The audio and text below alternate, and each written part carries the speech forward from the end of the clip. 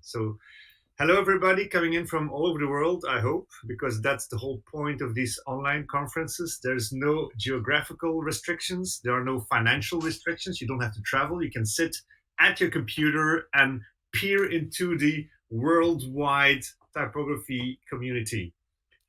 We are here with Rony Ginosar, who calls herself Rony Dinosaur on Insta. Is that just a play of word, or is that were you really into dinosaurs when you were little? No, it was actually a joke by my sister, and I took it. That's how you do it. Okay, and I was reading your bio, and my head started spinning because you are a computer vision algorithm engineer at Samsung Research Center. That Yes. sounds like way above my pay grade. But you also combine it with designing, and you're streaming now from Tel Aviv. That's where you're right now. Mm-hmm. Well, I see the Yes. Hebrew and on the poster behind you, so that's maybe a clue. But you combine that with typography. Is that you started from the typography world, or you started from the coding world? Oh, so I started from typography Oh, and graphic design, and I really want to do that. And then someone told me that there's this program that you can do like both in Jerusalem. And I was like, computers, that sounds interesting. And yeah, that's I ended up doing all of it at the same time. great. So I'm seeing in the moderator chat that we are ready. May I remind the attendees, if you have questions during the talk, please look at your chat window. There is a little circle with a question mark. So click the question mark, put your questions there, so that then we don't have to go through the whole chat to try to find questions. It's much easier when you put them there. And at the end of the talk, we will go through the questions. We will read them out loud, Xenia or me, and then we can hear the answers from Rony, of course. So I guess we are ready. So if they start sharing the screen, we can take it away and we will mute ourselves and let Rony take the stage.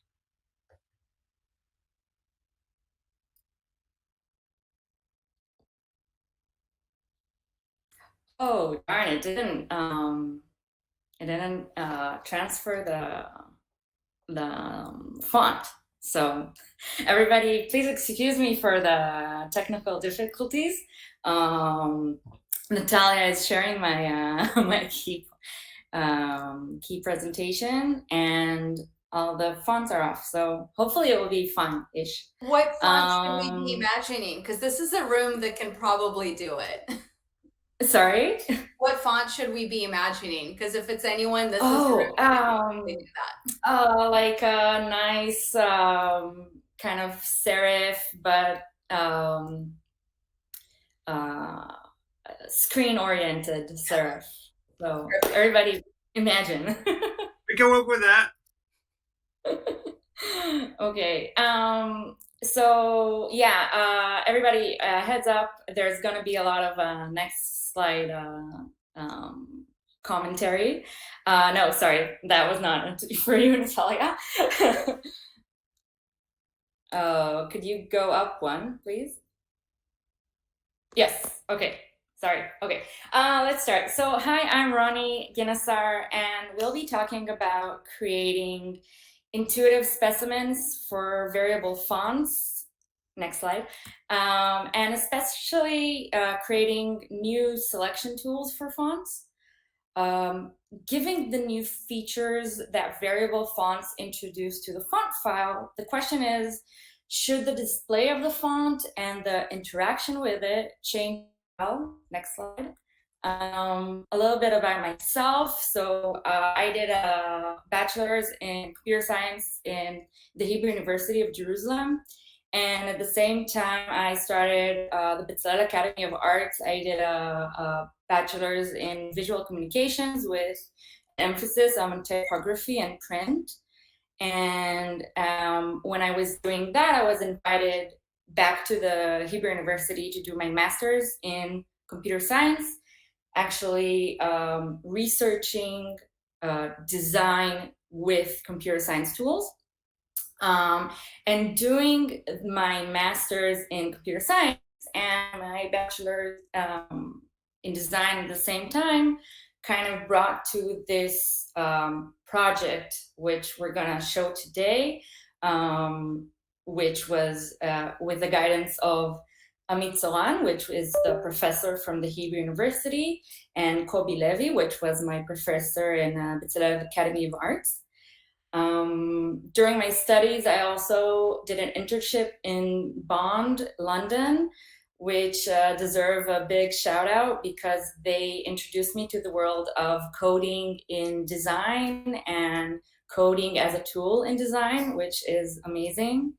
After my graduation, I did an internship in RAG, which is a Tel Avivian-based type foundry and studio, which I had a lot of amazing time and experience to dive into letters and drawing letters. And yeah, and now I'm a computer vision algorithm engineer in Samsung, and I do research for the mobile phone cameras. What we're talking about today is not Samsung oriented at all. It's my my studies. And what does it mean researching design through computer science tools? So, oh, sorry, next slide. So this is a lab. Professor Amit Zoran came to the Hebrew University from MIT, and he started a lab that is called the Design Hybrids Lab. And they ask the questions of how to introduce into the craft world digital tools and digital abilities. So he worked with a ton of variation of craftspeople, from chefs, that's why there's a kitchen in the back, to ceramic creators, or I got there and it was like typographers. And the idea is making technologies accessible to craftspeople in their daily work. And we combined tools from computer science, but also cognitive science and a human-computer interaction and design to make all these tools. Next slide. So as we've discussed a lot during these 3 days, variable fonts were introduced 2016. And the idea was big tech wanted to speed up the web, right? Instead of separate font files for each,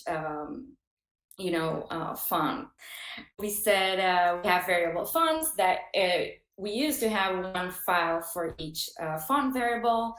And now we have one file that each time we access the file, we can request a different value and get a different instance. And then less font files means less loading time for websites. And then in the end, our phones are faster. Next slide. The introduction of variable fonts, okay, so it was very helpful for speeding everything up, but it also gave a really good tool for both graphic designers and type designers. So it was a powerful design tool, because as users, designers that are using the font, we can now customize the font to our specific needs from within a scope that is defined by the type designer. Next slide with, yes, thank you. But as type designers, we can now design a design space, meaning that we can simplify this general idea. We define a scope, we define the boundaries that we want to let the user play within to extract the instance that really suits their needs, right? But given that ever since 2016, 17, variable fonts have not really taken over the world, next slide, we want to ask, how can we make variable fonts more intuitive for designers, for the users? Next font. So why, so why even research mediums? or interfaces. History is full with examples of great technologies that was totally cast aside due to very bad interfaces. For example, here we have the AT&T picture phone booth. It was introduced in 1964. AT&T spent millions on it to make it like a household appliance that is cheap and everybody uses, but as we all know, nobody used it, and then we got Zoom into our lives a few years ago. So yeah, next slide. So back to design. Traditionally in design, we visually select from a limited set of options, a catalog. In type, it would be a type specimen, right? Like the one here I got from my grandma, it's from the 50s, and it's just, you know, you select something, either whatever you see in front of you, and you can see how it's set differently. Next slide. So a different approach to the same question, could you do 2 slides, please? Would be, how can we make visual selection, right, from the catalog out of design spaces, which is what we're talking about in variable typefaces? How can we make it more intuitive, the visual selection out of design spaces? And next slide with a video.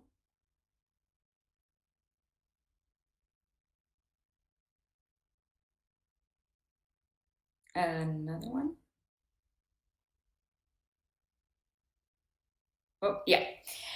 So what we'll talk about today is the interactive specimen that we developed, replacing abstract design decisions with a given set of visual options to select from and to react to. We'll go over the process that we went through creating in between and what we can learn from it for future specimens, and especially variable ones. Next slide. So let's talk visual selection. We constantly select throughout the day, and especially you visually select, right? What we eat, what we wear. Next slide. And when we arrive in an artistic task, visual selection is a key ingredient in our creation and in our personal style. Many times, visual selection is actually the first thing that we do in an artistic process. For example, a sushi chef that walks to the market and selects the fish for the day, it's kind of a visual selection. And next slide. And as we said before, variable fonts are a design space. We define the boundaries of the area in which the user can play within. And in practice, this means that for our catalog, we want to display endless options, and we want to present all these options all at once. But of course, because it's a tool, we also want to maintain intuitive interaction and smooth design experience without any overload. And that's generally a problem. Next slide. It's called visual overload. For example, when we go to the supermarket, we all know the feeling of having too many options for, like, say, pasta. There's shapes and sizes and brands. And then we either end up going with the one we already know, or just go to the frozen pizza aisle. And as humans, when we have too many options, we usually refrain altogether from selecting. It's called the paradox of choice. Next slide. But as users, we daily interact with visual catalogs, especially when we online shop. And since selection is a thing that we do daily as users, when we arrive to create tools or specimen design in our case, we should give special emphasis to facilitating selection. Next slide. What we usually get to select a value from a range is sliders, right? Like flight fares or hours. Next slide. However, sliders, like the ones moving here and changing the font on display, it's a lot of options, and each slider affects the outcome differently. We actually talked about it on the first day. There was a talk about variable sliders, and one was always frozen and the other one was moving, which was helpful. There's a lot of options. Every slider affects the outcome differently. And what usually happens is we play around with all the sliders and then we say cool, and we close the site and use one of our usual fonts, which is like we did with the pasta in the supermarket. And this brings us back to the question, how do we want to select from an infinite space with more intuition and, let's say, less of this back and forth blind search? Next slide. So basically, since the movable type revolution, the font catalog barely changed its appearance. It's a printed catalog with different sizes and weights and styles. Next slide. And with the shift to the World Wide Web, the sliders joined the specimens mainly to control sizes. Next slide. And in our daily font interaction, we usually select from a drop-down menu, which has little connection to the font. Although we do see a word in the font or the name of the font in the font, it takes it kind of further from the idea of visual selection from the specimen. Next slide. And when we arrive to the variable type specimens with this new abstract feature of variable fonts, we still mainly use sliders, or usually we use like a slider for each axis. And the problem is that this gives us a lot of choice. And as we said, usually we don't like making choice from too many options. And yeah, it's like we said, we just end up using something we already know, sadly. And also here, like in the drop-down menus, it kind of shifts us more away than the classical font specimen, because usually here we just see one instance at every given time because of the sliders. Next slide. But what if we present things differently? So things that we're already used to doing in displays of design spaces, but using those ideas for actually making tools and not just displaying it. For example, visually mapping the data that we have and keeping in mind multiple dimensions. Next slide. And for example, using something that we already use in our workflow, which is like color selection. We visually select from options, and then we can fine tune our selection, and we can also just like type in the serial number, the hex, if we already know what we want. And that gives us, the user, the most control to select the exact color that we want. Next slide. So with all this in mind, we set off to recreate the same concept, but as an actual working tool for selecting variable font instances, with keeping in mind the tools that are needed for font selection. So like leading and sizes and whatever. Well, not whatever. Our specimen allows to select a font from a space, gradually offering more and more options based on the user's interest.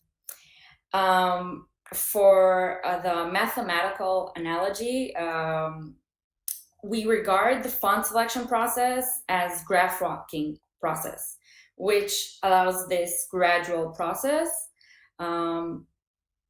We also allow to fully present and explore the typographic design space, and kind of trying to reintroduce the visual process to the font selection. So let's go over the tool. Next slide. First up in the opening screen, we break out the decision into categories. Categories really help to navigate multiple choice options.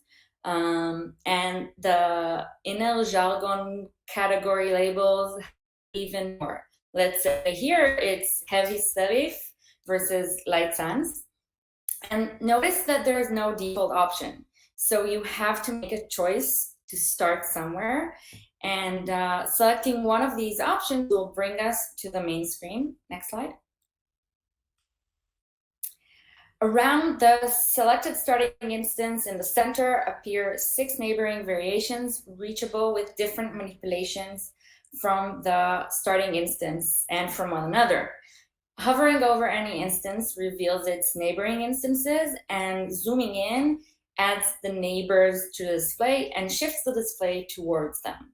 So again, I'll kind of during the talk do like the mathematical analogy. So zooming in is like going deeper in the decision tree and selecting a branch from the decision tree. Each new neighbor is a midway variation between the focused instance and its currently displayed neighbor. Next slide. Each time we hover, we present a subproblem to the bigger selection problem. According to this branch that we selected in the decision tree, and the subproblem that we get is smaller, so it's more manageable in size to decide. Next slide. The idea of sequential and growing subproblems side-by-side evaluation helps us manage the decision-making as well, because we visually present options side by side, and it allows us to rely more on what is presented in front of us instead of some internal reference that I have in mind. Next slide. Another help to navigation is what we gain from the font states that we use, which we'll get to in a moment, but we have actually familiar typefaces at the extremities. So we can compare each visual option to something that we're already familiar with. Next slide. Clicking on an instance opens a fine-tuning window that affects the sample text and the serial number at the bottom. And then we can actually download the achieved instance as a regular font file for use. Next slide. The user can control the amount of resolution with zooming in, but also with the designate button, the hex button, because sometimes you just want to see all the options right up front. Next slide. Yeah, okay. The user can also decide to toggle a starting point, switching the central, the middle instance to the opposite instance that we selected in the starting screen, like the path not taken, affecting the rest of the instance display. And in the decision tree analogy, it's like backtracking. Next slide. Practical features. So as the interface is tailored for expert users, it's equipped with all the tools that's needed for the evaluation of a considered typeface, since we wanted it to be an actual working tool. So we can type text in. Next slide. We can set the text size and kerning and leading on the example text using sliders that appear when we hover over the example text. Next slide. We can change the display contrast between black and white, and we can change the display letter or type in a word. So in total, this gives us 3 levels of evaluation of the font, because we have the letter, the word, and the text block. Next slide. Finally, we note that novices and experts need different tools. So, but we also have like different needs if we're a novice or an expert. Since we chose expert users, we neglected a lot of the needs from that regular users might need. But this allows us to emphasize the needs of expert users, allowing this visual interaction, visual selection, and this helps us with the idea of visually selecting instead of like a font name or a font slider, and hopefully more intuitive selection process of variable type instances. Next slide.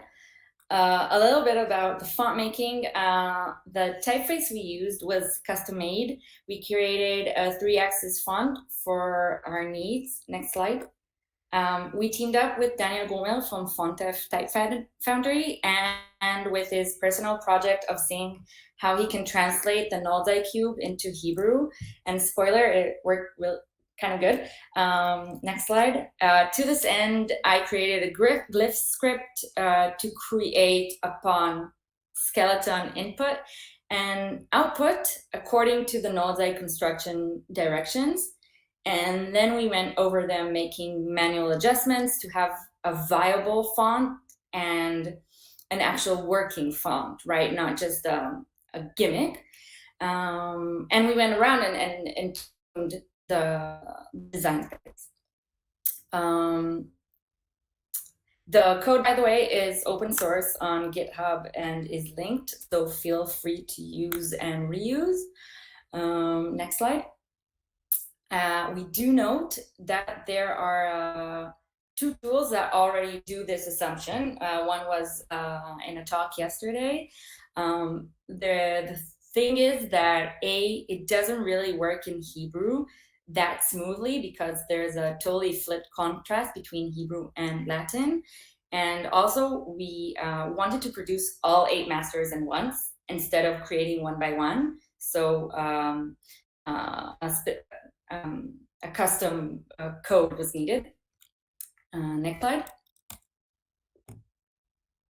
And as we kind of mentioned before, as we can see in the Nolzai cube, also in the Hebrew cube, the instances that appear at the corners are very similar to classical Hebrew fonts, which was good for us because then, as we said, we can compare the in-between parts to familiar fonts and help with the selection. And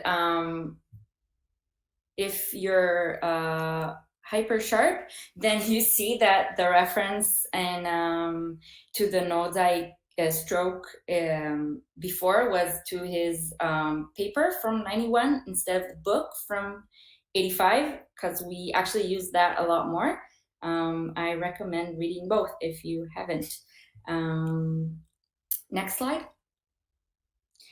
A word about display. So originally we wanted to implement a 3D interface, but in practice, display or design 3D brought too much clutter to the screen and the interaction to be actually a comfortable workspace.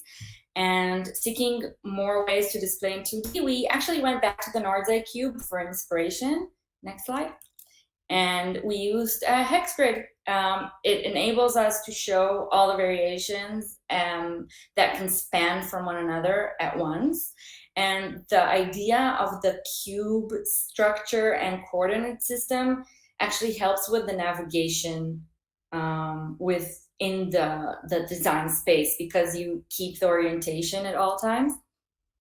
Next slide.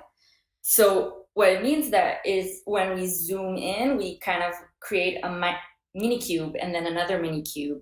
And the visual variance between the options actually get smaller. They get more and more close together visually. And it adds more options to the user. Next slide. So we conducted a user study of in-between, and we looked at the font selection process, those selection trees we talked about, but we also wanted to get feedback on the interface, like the ease of exploration and selection. And for that, we gave the users 2 tools. One was our tool and one was like a basic slider tool that was already in the market. And we used the same font and same like design selection tasks, like select a font for a wedding invite. And they had to select fonts for the task in each of the interfaces. And then we talked like this versus this and what was more comfortable here, wasn't very comfortable there. And in general, the responses were great. Like we got a response saying, you know, the slider interface, I couldn't get the things that I can get with this one, or are you sure it's the same font, or when can I get this as software? So it was very pleasing to hear, obviously. Next slide. The research and the study findings and the specimen were presented in like bits, but also as a whole in a few conferences, both computer science and typography conferences. The specimen itself was my bachelor's project at the Bezalel Academy of Arts, and it won a local Israeli Typography Excellence Award, and a few months ago it was shortlisted for the Com Arts Interactive Annual, which was a great surprise and fun. Next slide. So contributions on the computer science side, the main contribution was kind of like algorithmic order of the idea of stylistic selection, the idea of selecting a font, and kind of defining the conversation and the terms that we need to use in order to research style and stylistic selection. So the bridging the gap between design research and computer science research. But and if you're interested to dig deeper on that, there's the paper and thesis are linked in my website, so feel free to dig in. And on the design side, which is what we kind of came here to talk about today, is questions, but also offered research-backed solutions and ideas on how to approach the specimen conversation, and especially in the age of variable typefaces, and how we can make it more usable for designers. And next slide. Future thoughts. Okay, so originally I thought I'd go back and improve it, and I probably won't unless there's like a really good reason. But it's still interesting to think of what if in a kind of a way to debrief and improve for the next project or your next project. So there's two branches to this. There's like the small and the big. The small stuff, we can probably more ease the smoothness of the features and like the idea of the last mile that goes a long way. But that's also always true for probably any project. But for big ideas, it's probably how to more integrate it into the daily work. Probably the text display feature can go as beyond as the imagination goes, given proper development time. And a big bonus could be something that we also heard from the users. For example, integrating it to stuff like Adobe Suite, or as a native Mac app for variable font, like we have the font book. So the sky isn't really the limit here. It's more the time to sit and develop everything. Next slide. To kind of conclude, In Between suggests a visual catalog, encouraging exploration and facilitating focus on interest areas to enable an intuitive selection process for variable type instances. And especially using direct visual interaction with the shape, which was one of our highlights. And next slide. I hope that you can benefit from what we talked about today towards building better tools for our very lovely community. And I'd love to see where you take these ideas as creators and designers, so feel free to reach out. And actually, as a side note, next slide, I'm gonna use this platform to say that these days I'm initiating a project of publishing and archiving academic research papers regarding Hebrew typography. So the website is being built and there is an email. I'd love to hear input about that if you have, and also feel free to email. And once we have like a mailing list, you'll be the first to know if there are any updates. That's it. Thank you. Thank you for your time, and thank you for Natalia for switching all my slides.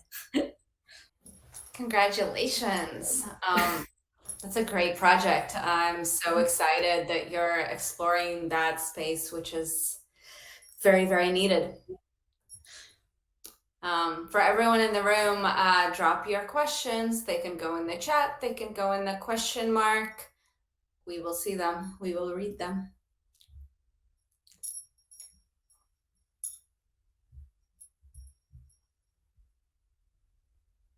No questions by now. Maybe it was just super clear, which I thought it was. Never know. So is the thing that you were showing, is that something that can be accessed and played with, your selection? Yes. So the link is actually on the last slide. Okay, that's the one. All right, gotcha. Yeah, because I try to broaden the mind of my students and show them variable fonts in non-Latin scripts too, because they have to be yanked out of this.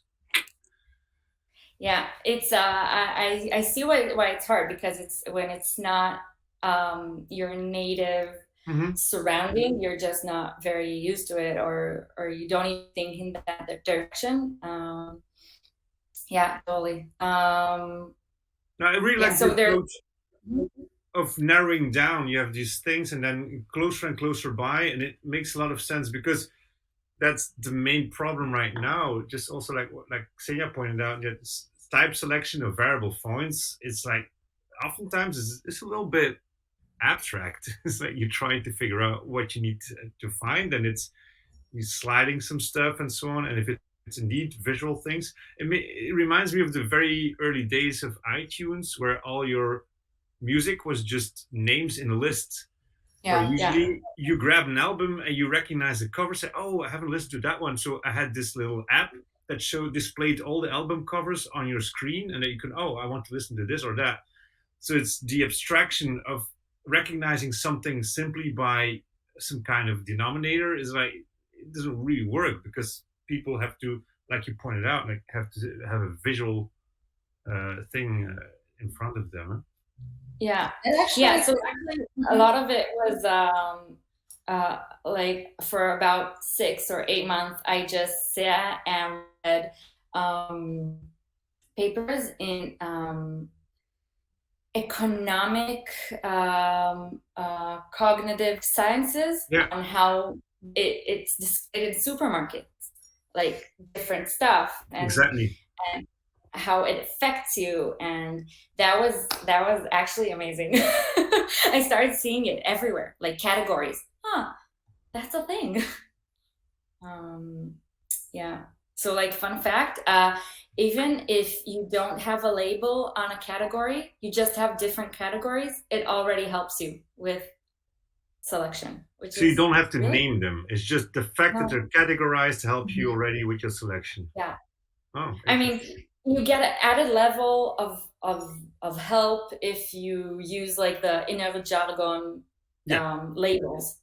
But even if you just do, I guess, well, now that I'm saying it out loud, I guess that's why on Mac you have like blue, green, and it's like, wait, why is that helpful? Apparently it is. Not that helpful, but it is. But that's the main thing, and we had a discussion about ATypI ditching the ATypI Vox classification of typefaces, because we were wondering, okay, first of all, ATypI Vox is racist and imperialistic, but also because it doesn't cover all the categories. But then there were several voices said, like, do we have to have those specific names, because it's not the language that we speak with our clients? Yeah. If you say to client, I want to use this transitional serif face, they just blank out. So visually representing in most cases will be enough, because they will see something and experience the effect that the shape is giving to them. Yeah. So you say Yeah. labels can help maybe designers, but not necessarily in your communication with clients, because they will like, Yeah. what, humanistic sans serif? What the hell? It has I to be guess that's also friendly. why it was very easy to also explain this project to people that are not designers, because everybody knows the moment where you go into Word, Yeah. Microsoft Word, and you're like, there's a document here, and they're like, what? And a lot of non-designers, when I tell them about the project, and I start off with, you know how you select a font in Word? Designers don't really have a better tool. They're like, really? Yeah. What? Like there's a bit of better, but it's not like you would think, oh, it's hocus pocus. Designers have this whole world. No.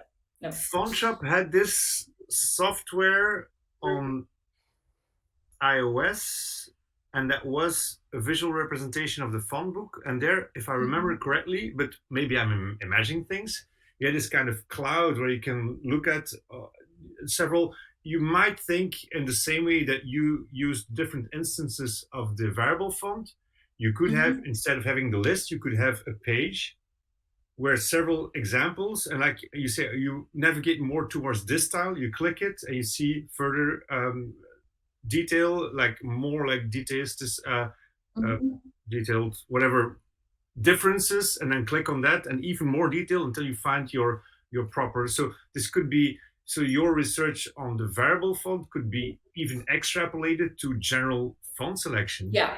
And just totally. do away with the lists. Just like dump them and have some kind of word and a big page in your software, and you just go, all right, closer, closer, closer. That's the one I want, and there you go. Yeah. Totally. The idea can be expanded to that direction. I showed out in my presentation that there's like a font mapping that I hope I say it right. Ideal made a few years ago. But what they have, it's just a display. So it's like a cloud, and everything is with like smart AI kind of thing. It did like categories, but then you click on it and that's it. Like you can't, it's not, if you zoom in or it was a bit like, I felt it was a bit stuck. Like it didn't answer my need for a work tool, right? It was mainly display. If there's not a refinement, then it just stopped being useful, because you're stuck with and that's what you come back to in your presentation, that then people go with the stuff that they know, and if they can't like dive deeper and find new alternatives, they will get stuck. But all right, I know this thing, I'll just get it. So it's it's of course it's not very fair. I mean, we like our favorite fonts, right? Yeah. But then it keeps us with our favorite fonts instead of exploring. Well, I'm actually curious to the other people that are in this room. Like, do you guys have any things that you use or any tricks that you've figured out along the way? How do you select fonts? So, yeah. There's 31 people and nobody has it. We all have some kind of font stands, filters are getting a vote. Yeah. By designer. Yeah, but that's more a professional approach. And I wonder how far you can communicate that with your clients. It's like, I really like, I don't know, like fonts by or we just need designers to have even higher profiles, so all the clients, so there's name recognition there. You should all be like superstars. Like fashion designers. Yeah. That's another actually interesting parallel, like how people shop for clothes, or how, the solutions there. You said that you're not doing any more with this project. I'm kind of curious, like, what are you excited about now or working on now, or what would get you to revisit, or what new problems or challenges you're tackling?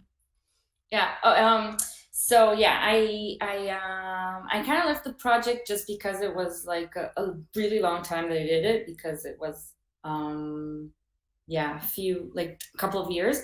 And at some point I was like, I can't see this anymore. And probably revisit it if at some point someone would want to, I don't know, make it a product or pay me an actual paycheck to do it. And because I mean, I can't see it anymore. Sell it to Adobe. And what I'm doing, sorry?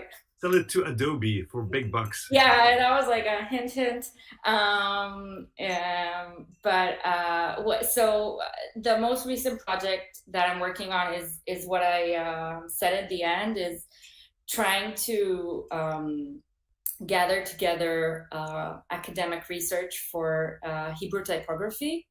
A lot of the proper academic research is actually not happening in Israel. It's when people go do their masters abroad in universities like in Switzerland or in Reading, or and they write their thesis, but then it's just there. And as local designers or as students, you kind of have to search for that. Yeah. Even just if you know that it's there, it's not very accessible. And I think it will really help develop the local community of type designers, and also help anyone that comes to do research on Hebrew type to have like this archive, and maybe even give people encouragement to do more and more academic research on Hebrew type. Actually, ever since I did like a mini open call for ideas, a lot of people have already reached out and said, oh, that's actually a good idea. I have this project I worked on, and actually I do have references, and I do have this and that. And I was like, cool, let's do it into like a academic paper and have, so yeah, and hopefully, because we're all doing that, it will be like a printed publication at some point. Have to map the index and the topic and cross-searching all of that as well. Is that going to be just in Hebrew, or is that going to be in Hebrew? So I actually want to do everything in both Hebrew and English. So currently, that's also a thing, because the theses are written abroad. They're all in English and not in Hebrew. So I want to keep the archive, everything bilingual, of English and Hebrew side, so you can choose what you want to read, but also have that knowledge in both. So it'll be not just accessible inside of Israel, but also outside. Amazing. Yeah, great. Yeah, hopefully it works. We had this discussion on Thursday after Monley Shu's this presentation too. So he does this really interesting research into Chinese characters, difference between horizontal and vertical, but then it ends somewhere and you don't know where to access it. So like you explained, the information stays within that little bubble. So that would be great to have. And actually, hey, everybody listening, do the same thing for your scripts. So we can have worldwide like repositories that people can, it's cool, because as type design becomes more increasingly global, well, it's already been for a while, you have many non-native speakers that also design within certain scripts, and it would be really valuable that they have some solid foundational information to like give them the proper shapes. Because sometimes you can see, I know that Alexandra sometimes has choice words about certain Cyrillic characters, but she also talks from her experience, and it's mostly then non-Cyrillic users that try to mimic, and it doesn't always work out right. So it would be great when you start your kernel for Hebrew, and then everybody else listening do the same for your script. And okay. You're already getting connections being dropped in the chat window. Yeah, great. Research paper. Let's hook up. Yeah, fantastic. So now you already have somebody. Great. Perfect. So everybody email the email that was posted. I'll type it type again. But yeah, they can find you with the biography. I think you have your LinkedIn, so people can reach you. Yes, I have LinkedIn. I have a website that has usually like links to other projects, and feel free to reach out and whatever. Watch out, you may have started something. You're gonna get inundated. Okay, we're nearing the end of this slot. I don't know if anybody wants to like freshen up for the next session. So I would like to thank you very much. I found this truly fascinating as a designer, as a user, as a person that has to communicate with clients. It was very well done, even though with the slight technical difficulties, nobody noticed. Don't worry about it. So thank you a lot. And yeah, maybe people that want to head over to the Hangout space, feel free to come over and continue discussion. And otherwise, there's going to be a session in 8 minutes from now. Thank you, everybody. Thank you for listening and being here. Thank you. Thanks. Okay. Bye.